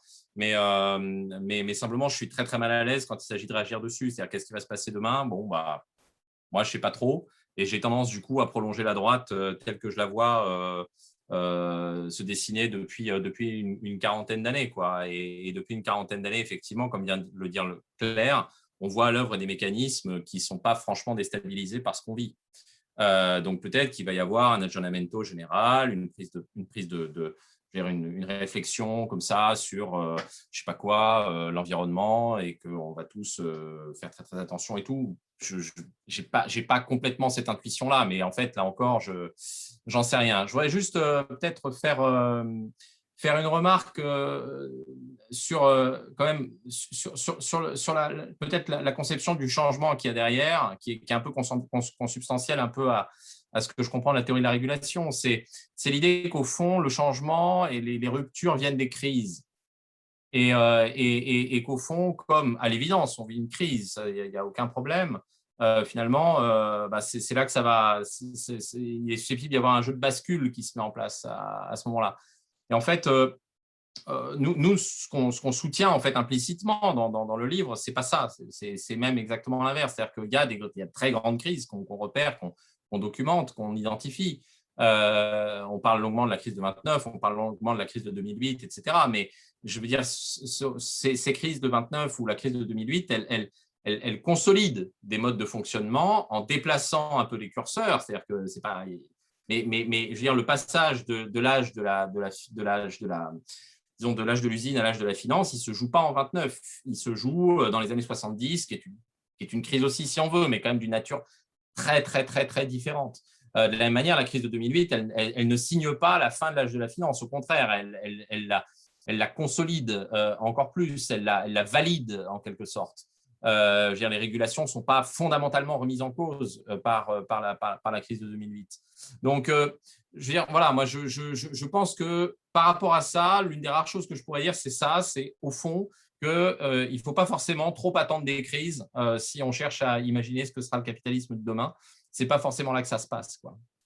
Merci beaucoup. Alors, un des éléments qui me paraît important dans ce qui était présenté là, dans les travaux de Robert Boyer, c'est la place de l'État et que cet État, en effet, sauverait le capitalisme à chaque crise, mais que, enfin, en tout cas, l'intervention de l'État lui permet de se rétablir, lui fixe en fait de nouvelles contraintes et que c'est ça qui engendre de nouvelles dynamiques jusqu'à la crise suivante. Enfin, en tout cas, moi, c'est ce que j'ai retenu. Je voudrais prendre déjà des questions, parce que je dis déjà, mais il ne nous reste pas énormément de temps. Il y a énormément de questions. Certaines, vous y avez déjà en partie répondu, mais je pense que c'est bien que je puisse vous les poser. Je vais vous en poser plusieurs, ce qui vous permet peut-être moi, je ne peux pas là les résumer, mais peut-être vous allez pouvoir prendre dans ces questions ce qui vous paraît le plus intéressant pour y répondre. Donc, il y avait cette question, je pense que vous y avez en partie répondu. Pouvez-vous revenir sur ce qui différencie votre approche de la manière dont Robert Boyer analyse le capitalisme et en quoi vos différentes approches méthodologiques vous amènent-elles à porter un regard différent sur les capitalismes? Et qu'est-ce que vous pensez de l'accent que la théorie de la régulation met sur les phénomènes de crise pour caractériser les passages d'une forme à l'autre du capitalisme? Vous y avez déjà un petit peu répondu en disant que vous ne pouviez pas vraiment répondre, c'est un peu ce que j'ai, mais il y a peut-être des éléments que Claire Lemercier veut donner. Donc, une autre question, je pense que vous y avez aussi un petit peu répondu. Robert Boyer propose une taxonomie des formes de capitalisme, capitalisme de plateforme, capitalisme transnational, étatique et d'Europe du Nord, du Sud. Est-ce que vous pensez que cette taxonomie, quand on cherche à la remettre, qu'est-ce que vous en pensez en fait, si on essaie de la remettre dans une perspective historique, ça peut être, vous pourriez y répondre. De nombreuses publications de sociologie et d'économie critique ont mis en avant la catégorie de néolibéralisme pour caractériser la forme dominante de capitalisme depuis la fin des années 70. Au vu de vos travaux, cette notion vous semble-t-elle utile et pertinente pour analyser les caractéristiques du capitalisme contemporain? Identifiez-vous également une rupture à la même période? Et enfin, une dernière question donc pour vous deux. Vous parlez, donc c'est une question de Rémi Janin, j'espère que je prononce bien le nom. Vous parlez d'idéologies différentes de légitimation du capitalisme dans les trois âges que vous identifiez. Est-ce que vous pourriez préciser ce point? Et certaines idéologies nées dans un âge passé ne survivent-elles pas après? Par exemple, la justification du libre-échange par les avantages comparatifs dans la lignée des travaux de Ricardo, toujours aussi prégnante aujourd'hui, y compris dans les programmes de SES. Ça fait un paquet. Je vous laisse tirer les fils. Dans l'ordre que vous souhaitez, je peux répéter les questions au besoin. Super, merci beaucoup. Je vais commencer un peu sur le début, comme vous m'avez interpellé. Et ça me plaît bien. Sur la place de l'État, l'idée qu'il sauve le capitalisme après chaque crise, il rétablit, mais des nouvelles contraintes. Donc, on y consacre notre dernier chapitre au rôle de l'État et du droit vis-à-vis du capitalisme, en mettant en avant l'idée qui est, somme toute, assez classique en sciences sociales, mais rarement connue des étudiants et étudiantes de deuxième année, qui était notre public de base visé, selon laquelle l'État construit le capitalisme. C'est-à-dire que ce n'est pas un jeu à somme nulle où plus il y aurait d'État, moins il y aurait de capitalisme, mais le capitalisme a un super besoin de l'État pour tout un tas de raisons, et pas seulement la garantie des droits de propriété ou des choses classiques évoquées ainsi par les économistes. Et donc, de ce fait, entre autres, l'idée d'État fort et d'État faible, tel que Robert Boyer les manipule, moi, ça me met toujours assez mal à l'aise, en fait, notamment, je dis moi, parce que notamment quand on compare avec le début du 19e siècle, on dit en général les États étaient faibles à l'époque, parce que si on fait des mesures reconstruites de part de dépenses publiques dans le PIB, on dit ah ben, c'est moins qu'aujourd'hui, ou parce qu'il y avait moins de fonctionnaires. Bon, on oublie un peu des légers détails, comme le fait que ces États faisaient des guerres en permanence, pour les États-Unis conquérir l'ouest du pays, qu'ils ont opéré des énormes redistributions des droits de propriété au profit des capitalistes entre le XVIIe et le XIXe siècle. Puis ensuite, ils ont dit maintenant que c'est redistribué, on n'y touche plus, la propriété, c'est sacré. Et donc, il y a plein de manières pour un État d'être fort, autres que les dépenses de protection sociale, en fait, qui en plus sont compliquées à mesurer. Donc ça, c'est un élément pour relier à la question sur la méthodologie, en fait. c'est un élément important de différence entre nous. Je pense c'est qu'on ne regarde pas les mêmes choses au même endroit et notamment on se méfie un peu des statistiques agrégées au niveau national pour voir si un État est fort ou faible. Et un autre élément de méthode, c'est qu'on met vraiment l'accent sur les luttes entre groupes sociaux. Et là aussi, j'avais envie de rebondir sur ce qui était dit dans la petite vidéo autour des États faibles, enfin des États forts ou faibles d'ailleurs, mais dont les tuteurs sont les marchés financiers, les citoyens. Alors là, vraiment, on utilise beaucoup de travaux en sociologie et en sciences politiques pour montrer que c'est beaucoup plus compliqué. L'assertion générale selon laquelle les marchés financiers ont plus de pouvoir que les citoyens, à certains égards, on pourrait arriver à l'appuyer. Mais en fait, les groupes qui essayent d'influencer les politiques des États, ils sont bien plus nombreux que ça. Et pour boucler sur la question de la dynamique et des crises, du coup, nous, ce qu'on essaye de montrer, non seulement sur le passage d'un âge à l'autre, mais sur des dynamiques plus petites, comme les avancées ou les reculs du droit du travail aux États-Unis, par exemple, c'est que ça joue dans une lutte sur qui va influencer quelle partie de l'administration. Donc, en l'espèce, par exemple, entre les grandes entreprises d'un côté, le mouvement des droits civiques ou le mouvement féministe de l'autre, ça, c'est ni les marchés financiers ni les citoyens, c'est des entreprises, des lobbies, des mouvements sociaux, mais c'est leur lutte qu'il faut observer pour comprendre les décisions que vont prendre les États à un moment. Donc, on constitue vraiment à ce niveau méso d'observation un peu entre les groupes sociaux qui est très, très différent de ce qui intéresse Robert Boyer. Et encore une fois, ce n'est pas pour dire que ce n'est pas bien, mais qu'on ne s'intéresse pas aux mêmes choses. Pierre, si tu vas prendre d'autres questions. Oui, je voudrais peut-être prendre la question autour de la question de la typologie et puis de sa persistance. Alors, bon, l'idée qu'il y a des formes hétérogènes de capitalisme et que ces formes hétérogènes de capitalisme ont une forme disons, de capacité à se reproduire dans le temps, c'est l'idée qui est évidemment très, très forte et qu'on ne méconnaît pas du tout et qui a donné lieu à des travaux considérables, hein, ceux de la régulation, mais aussi ceux des Varieties of Capitalism. Et enfin, il y a des approches assez différentes qui sont souvent très élégantes, hein, qui évoquent ça. Nous, on n'est pas très confortable avec ça je dirais peut-être pour deux raisons principales. Je précise avec quoi on n'est pas très confortable. Avec l'idée d'une étiquette qu'on pourrait poser sur des périmètres qui sont des périmètres nationaux et qui permettraient de les décrire. Ce qui est une idée quand même, ce qui est une manière très particulière de concevoir l'hétérogénéité interne des capitalismes, à la fois en termes de géographie et enfin bref.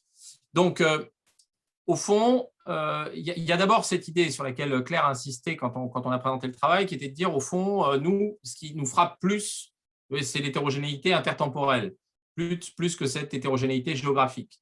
Et il nous semble quand même très, très spectaculaire de voir que quand on prend les travaux qu'on évoque, finalement, on a quand même une forme de coïncidence chronologique dans les transformations que l'on décrit, un peu quels que soient les espaces. Et donc, c'est vraiment là-dessus qu'on a voulu insister. Alors là, on pourrait dire, voilà, c'est un problème d'éclairage, c'est un problème de projecteur, on met le projo ici plutôt que là, donc on éclaire la scène ici plutôt que comme ça. Il y a aussi, par ailleurs, une idée, bon, moi qui me vient de travaux empiriques que j'ai pu faire là, au cours des 2 dernières années sur la base d'enquêtes de la DARES, etc., mais bon, qui viennent confirmer finalement une idée très, très triviale. Mais c'est que en fait, le capitalisme français, qu'on peut caractériser, alors d'ailleurs, de manière souvent, c'est très rigolo, on caractérise le capitalisme français soit comme il est martyrisé par l'État, ou il est sauvé par l'État, ou il est porté par les familles, ou il est plombé par les familles. Alors, on choisit quoi entre les deux? C'est la coexistence des deux. C'est compliqué, finalement, hein, l'État et les familles, mais finalement, c'est peut-être un peu l'histoire de la famille Dassault qu'on raconte là. Bon, et donc, il y a quand même… Il y a des caractérisations qui sont comme ça, d'abord un peu incertaines, qui varient selon les disciplines. C'est-à-dire qu'en sciences politiques, c'est beaucoup l'État qu'on va retenir pour caractériser le capitalisme français. En histoire, ça va être beaucoup les familles. Bon, et par ailleurs, le capitalisme français, quand on le regarde un tout petit peu, il est quand même, accrochez-vous, ça va être la pensée du jour, mais il est quand même super hétérogène. Je veux dire, on trouve des segments où les familles sont surpuissantes, des segments où l'État est surpuissant. Et finalement, si on se promène un tout petit peu, un peu partout en Europe ou même aux États-Unis, en fait, on a un peu les mêmes constats. Donc, il y a une hétérogénéité interne qui n'est pas une hétérogénéité nationale, qui est une hétérogénéité à l'intérieur même des pays. et vouloir estampiller le capitalisme comme ci ou comme ça, dire finalement le capitalisme français il est caractérisé par un certain type de collusion entre les élites politico-administratives et les élites économiques, finalement, ça concerne, allez, ça concerne peut-être 150 boîtes en France. Et il y en a, je crois, 5 millions, je crois. Enfin, je ne sais plus, mais enfin, beaucoup, quoi. Bon, donc, il faut… Moi, ce sont des caractérisations, des typologies qui ne me semblent pas forcément super efficaces si on veut vraiment rentrer dans un travail qui est un travail analytique un peu fin. Sur, peut-être, je dis un mot sur, Catherine, ou pas, sur l'idéologie, ou est-ce qu'on laisse tomber? Alors, si c'est possible, rapidement. En fait, il y a énormément de questions super intéressantes. Je ne sais pas comment on va arriver à trier, mais allez-y, 1 minute. Alors, sur les idéologies, oui, bien sûr, en fait, il y a une… Enfin, nous, on insiste beaucoup sur l'idée que le propre des différents âges, c'est de naturaliser des catégories de pensée. C'est de les tenir pour acquises. C'est ce qu'on appelle des institutions avec plein de gens, avec notamment Durkheim. C'est l'idée qu'au fond, on pense avec des catégories que l'on ne réfléchit pas et que l'on tient pour acquises. Et ces catégories, elles peuvent être revivifiées, elles peuvent être revitalisées, en fait. Et fondamentalement, c'est ça qu'on décrit. Donc, par ailleurs, et vraiment, je fais très vite, ce sur quoi on insiste, c'est que la succession de nos différents âges, ce n'est pas un clou chasse l'autre. C'est-à-dire qu'on est dans une logique de tuilage et de superposition, et on peut trouver à l'âge de la finance des éléments qui sont complètement en résonance avec l'âge de l'usine. Simplement, et c'est peut-être là-dessus, si un clou chasse l'autre, c'est sans doute plus dans le domaine idéologique qu'ailleurs, c'est-à-dire que où là, véritablement, on voit prendre le dessus certaines catégories de pensée. Donc, à l'âge de la finance, c'est la question de la place de l'actionnaire, c'est la question du rôle des arbitrages, et c'est aussi la valorisation d'une économie de projet, par exemple. Voilà, je m'arrête là. D'accord, je sais que c'est très difficile de répondre en si peu de temps. Je vais reprendre plusieurs questions Alors, et vous laisser… Pardon. Après, oui, je me disais que si tout le monde en était d'accord, on peut éventuellement mordre un peu sur l'horaire, sauf si évidemment nos intervenants ont des impératifs. C'est une proposition que je pouvais faire, enfin qu'on peut faire éventuellement pour pas Et être… mordre de combien? Juste comme ça, on sait… Ce moi, sera à il n'y nous a d'en pas de décider un problème. peu collégialement. Moi, 15 minutes, ça me choquerait pas, mais après, voilà, c'est à vous de nous dire par Pour rapport moi, à c'est vos OK, contraintes. mais je ne sais pas ce qu'il en est pour Pierre Lemercier, Pierre-François et Aline Berardi. C'est entendu pour tout le monde? 15 minutes? D'accord, donc Ça- je peux aller un peu moins vite alors. Exactement, voilà. Voilà, on est… D'accord.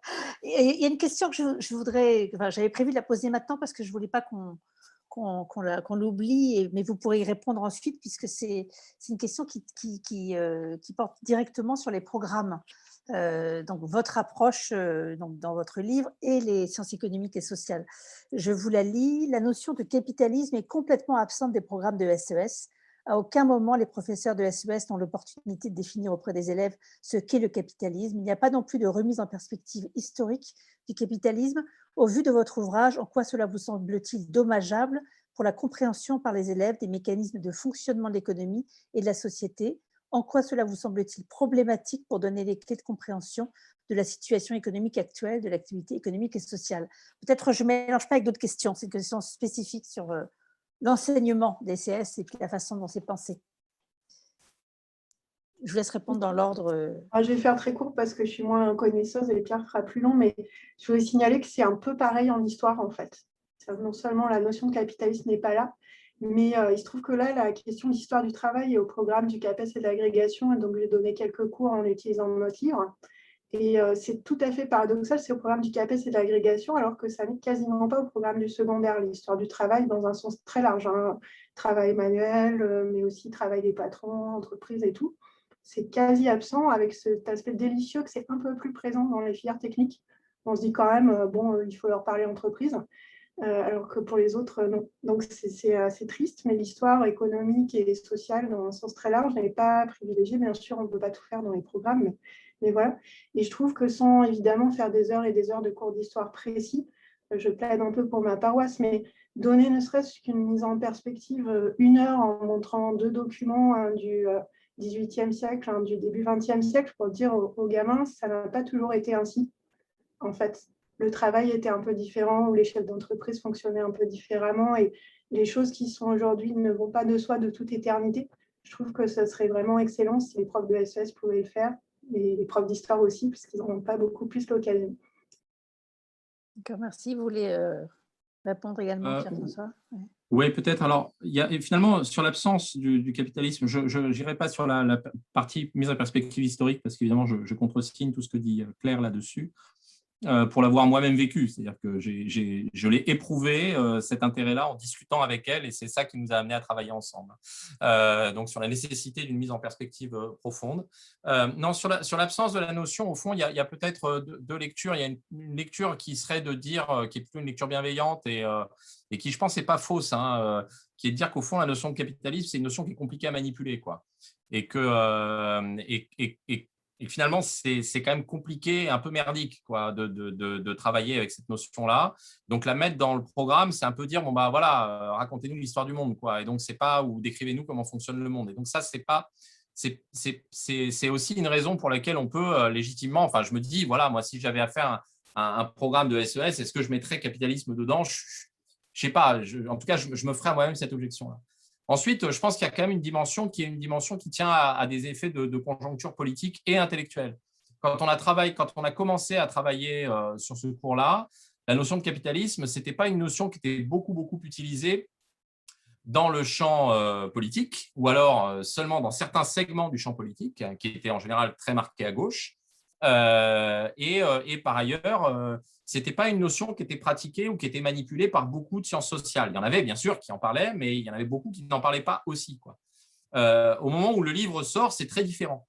Et il est peut-être qu'il y a un élément autour de ça qu'il faut réfléchir, c'est-à-dire sur des questions au fait d'enregistrement et de mise à l'agenda de certaines questions qui s'imposent et qui, on le sait, pour arriver dans les programmes qui sont les programmes universitaires, à l'agrégation ou ailleurs, ou dans les programmes du secondaire, il y a une forme d'inertie qui peut parfaitement se comprendre.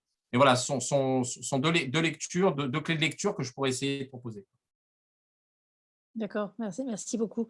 Donc, il y a une question que je n'avais pas encore posée en ce qui concerne votre approche, enfin, cette approche historique. Comment les capitalismes, alors là, c'est les capitalismes, gèrent-ils le conflit possible entre santé et logique de profit selon les périodes que vous avez distinguées? Alors, je n'en pose pas d'autres parce qu'elle est spécifique. Alors, je ne sais pas si Claire Lemercier, Claire, vous voulez répondre? C'est vraiment intéressant, c'est un thème qu'on traite très peu alors qu'on aurait pu. Ça fait partie des choix qu'on n'a pas méga fait, y compris la santé au travail et d'autres types de santé.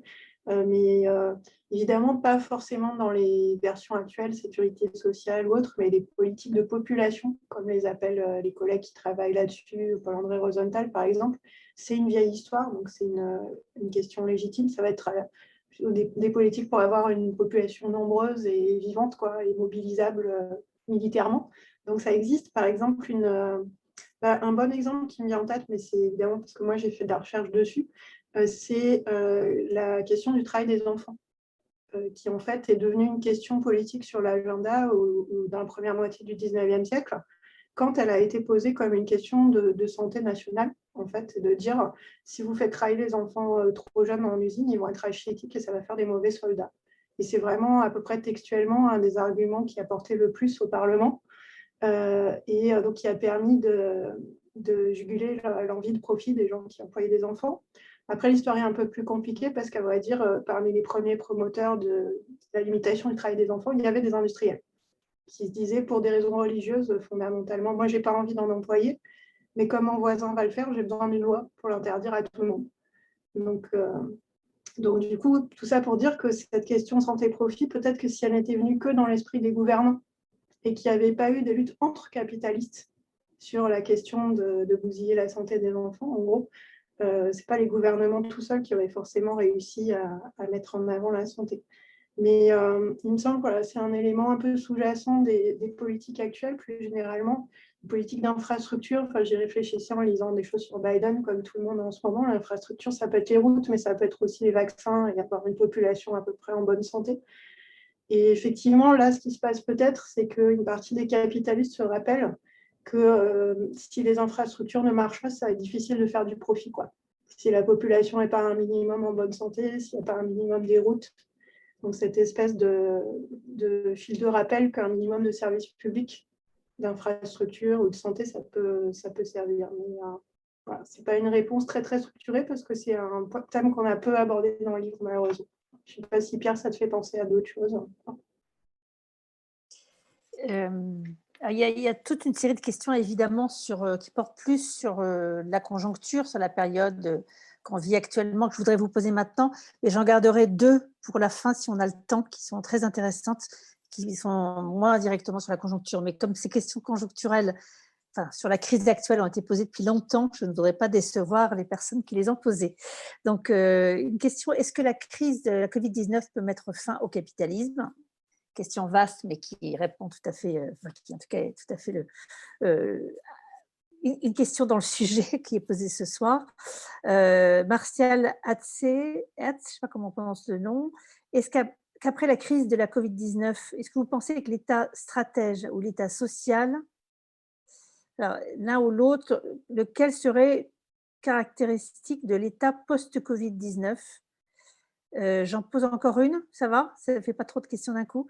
Rémi Janin, une étude du CEPI, Bellora Bois-Jean, novembre 2020, montre que pour l'Union européenne, les flux commerciaux qui ont le plus chuté sont ceux qui sont les moins dépendants des chaînes de valeur mondiales. Je ne peux pas poser la question à Robert Boyer, mais c'est probablement lié de sa part à une interprétation un peu trop à chaud sur ce point. Livre sorti en octobre, écrit probablement au printemps. La période surprend. Donc là, c'est une étude du CEPI. Il y a le lien. Je ne sais pas si on veut le mettre dans le chat éventuellement. Je peux encore vous en poser une ou ça fait trop? Encore une sur. Est-ce que la crise de la Covid semble susceptible d'entraîner une bifurcation dans la trajectoire du capitalisme contemporain? Je pense que ça rejoint la première que je vous ai posée tout à l'heure. Et si on essaie de remettre la situation actuelle dans une perspective historique, les ingrédients qui ont engendré le passage d'un âge du capitalisme à l'autre semblent-ils réunis aujourd'hui? Il y en a encore 2 autres après, mais je vous laisse peut-être déjà répondre. En fait, il y a une question qui se pose globalement sur la sortie de crise. Et vous avez déjà un petit peu répondu que c'était compliqué de répondre, mais bon, voilà. Élément de réponse si vous en avez. Moi, je peux pas, là encore, je sais pas du tout sur l'avenir, j'en sais rien. Ce que je peux juste faire, c'est tenter de proposer quelque chose qui renverrait à disons, une duplication de ce qu'on a vu dans le passé. Et ce qu'on a vu dans le passé, c'est que le capitalisme avait une extraordinaire capacité à dévorer ses enfants critiques. Et au fond, tout ça incite à une forme de, disons, de scepticisme sur l'idée que voilà, ça va s'arrêter, quoi. C'est-à-dire qu'au contraire, on l'a vu, l'histoire du capitalisme, c'est l'histoire de son extension et de sa capacité à récupérer des choses qui se dressaient notamment contre lui. Et il me semble que, en tout cas, moi, c'est ainsi que je vois les choses en ce moment, quoi. Et donc ça, c'est mon intuition, ça serait ça. Est-ce que ça va mettre fin au capitalisme? Non, en fait. Ça va peut-être le transformer. Je ne pense pas forcément très en profondeur. Par ailleurs, je pense que sur l'évolution du rôle de l'État, il faut être… là aussi, il faut être extrêmement modeste. En 2008, la réaction des milieux financiers. La réaction des milieux financiers. Pas la réaction des militants d'attaque ou des profs de SES. La réaction des patrons de la bourse avec qui j'avais fait les entretiens à l'époque. C'était que l'État régulateur allait revenir de manière extrêmement puissante. Et les plus cultivés d'entre eux faisaient référence aux années 30. Et ils rappelaient les mesures de Roosevelt en 1933, etc. etc. C'est pas ça qui s'est passé. Je veux dire, on s'est retrouvé avec la crise des dettes souveraines, avec ceux-là même qui avaient noté à tire-larigot les subprimes AAA, qui dégradaient de manière délirante les notes des États européens sans être sanctionnés. Donc, je veux dire, je crois que tout ça incite à une forme de modestie. Les jeux sont des jeux conflictuels, extrêmement compliqués à anticiper et souvent assez contre-intuitifs. Donc, voilà, je parlais d'état stratège ou d'état social. Il faudrait d'abord se mettre d'accord sur le sens des termes. Et puis ensuite, moi, ça me semble hasardeux, là encore. Je suis pas très, très à l'aise, en fait, par rapport à ça. Est-ce que je peux rajouter deux petites questions, Claire? Oui, Vous répondiez, qui sont non, aussi sur la conjoncture? je récupérerai des bouts de là. Si... Voilà. Quelle piste peut-on envisager? Alors vous y avez déjà en partie répondu, hein, mais quelle piste peut-on envisager pour retrouver un système économique fonctionnel? Là aussi, il faudrait le définir, et une sortie de crise.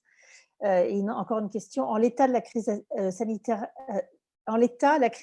est-elle une crise au sens de rupture de modèle économique, ou la rupture est-elle plutôt encore à mener et à saisir?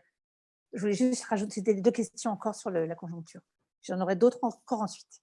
Oui, c'est super bien d'avoir ces variantes de formulation, effectivement. Ouais. Donc, en effet, c'est une rupture dans certains chiffres. Et, ce qui était listé dans le diaporama était très utile pour ça. Donc, il y a des ruptures dans les flux commerciaux, même si ce n'est pas tout à fait où Robert voyait les voyait, et ainsi de suite.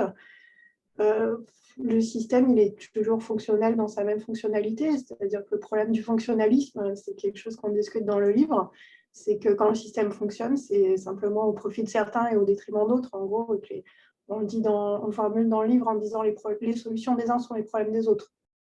Donc, voilà, le système n'a pas beaucoup changé de fonctionnement, en fait, hein, même si certaines choses ont moins marché pendant un temps. Moi, j'ai l'impression qu'on revient bien sur le fonctionnement qu'on avait.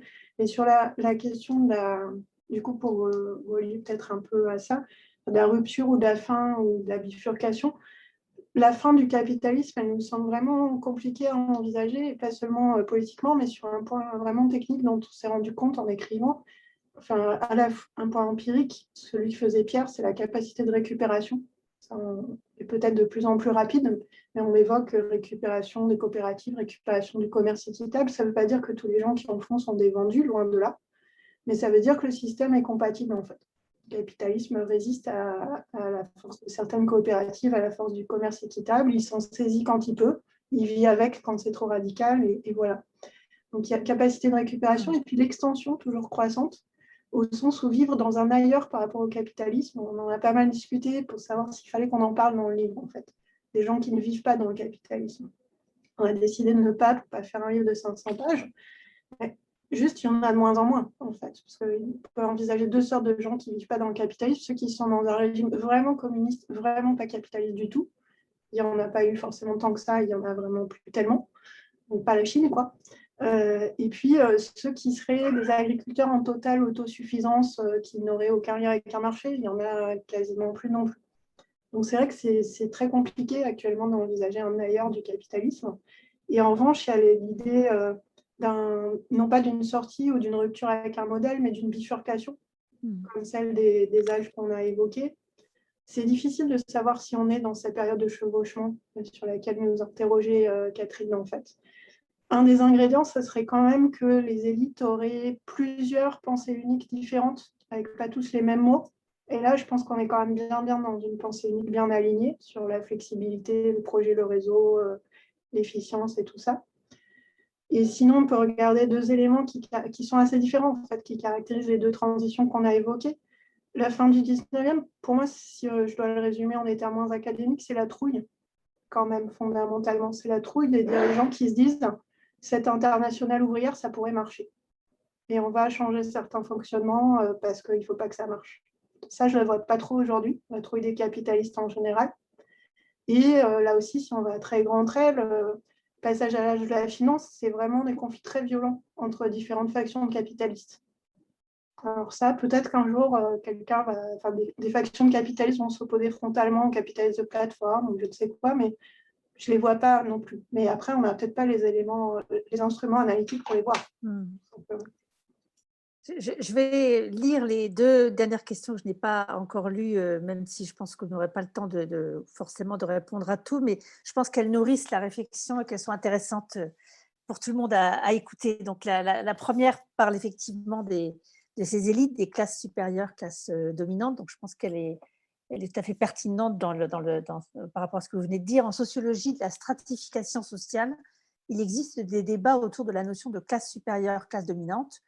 Alors, je lis la question, je pense notamment aux travaux d'Anne-Catherine Wagner ou encore François Denord et Paul Agneau-Imonet. au vu de vos travaux, est-ce que ça vous semble pertinent de parler d'une classe capitaliste transnationale ou de classe supérieure transnationale? Si oui, à quelle époque ou à quelles époques cette notion permet-elle d'éclairer ultimement la stratification sociale?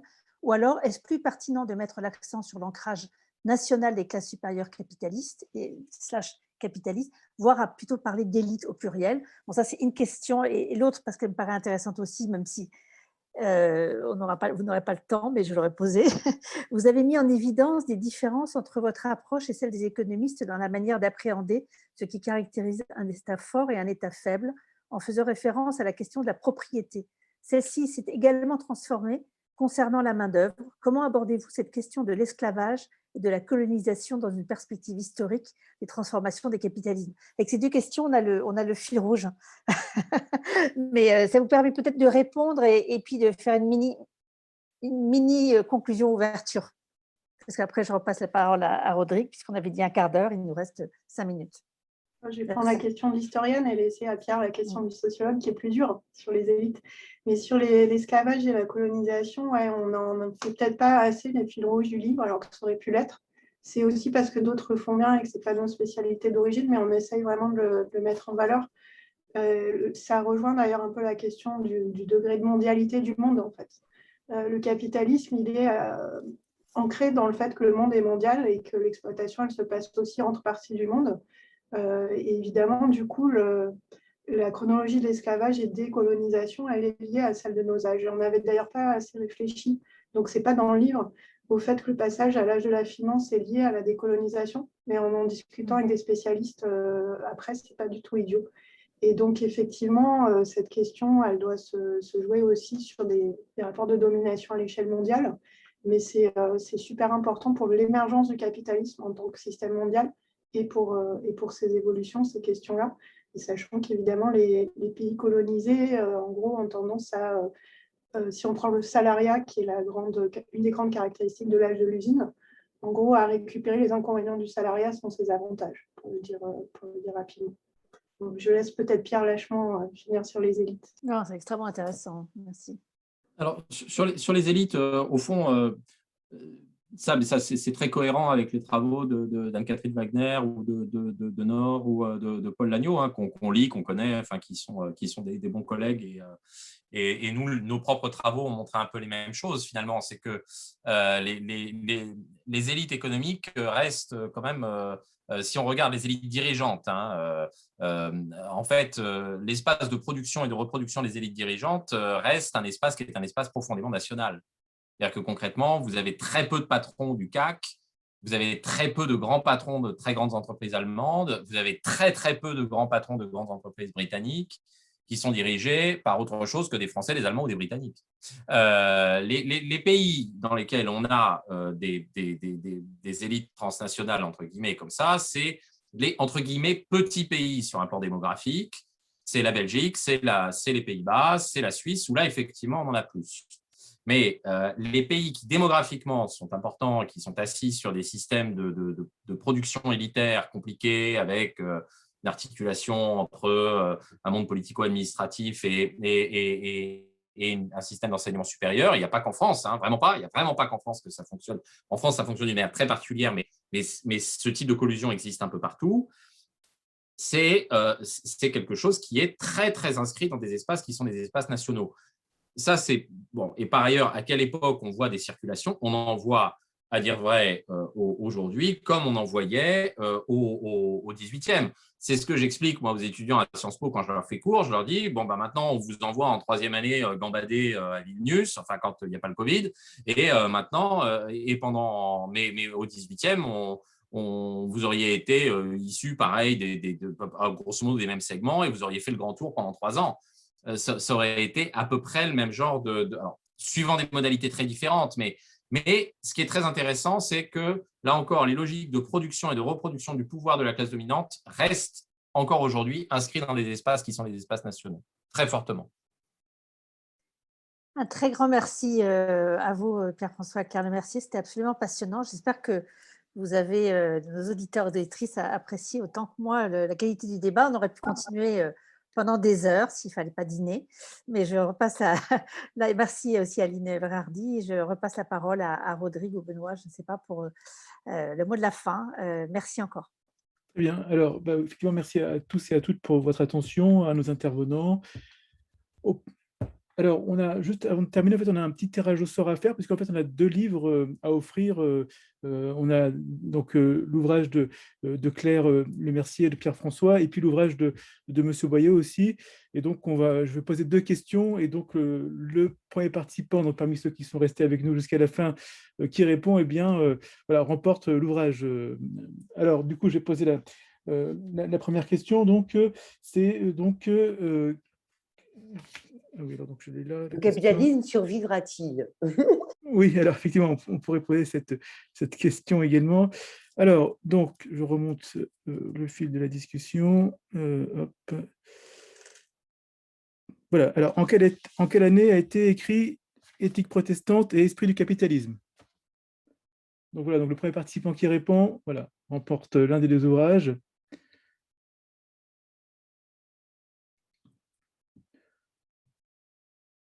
Alors, on a une réponse? 1905, oui, très bien. Donc, Johann Jonker, donc c'est ça, très bien. Et alors, par contre, je n'avais pas déterminé l'ouvrage qui était mis en jeu là. Bon, on fera le point. Et deuxième question qu'on posait, donc c'était, hop, alors, excusez-moi.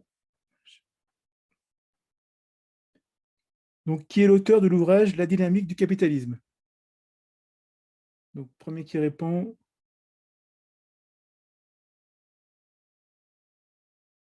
Donc, auteur de l'ouvrage de La dynamique du capitalisme.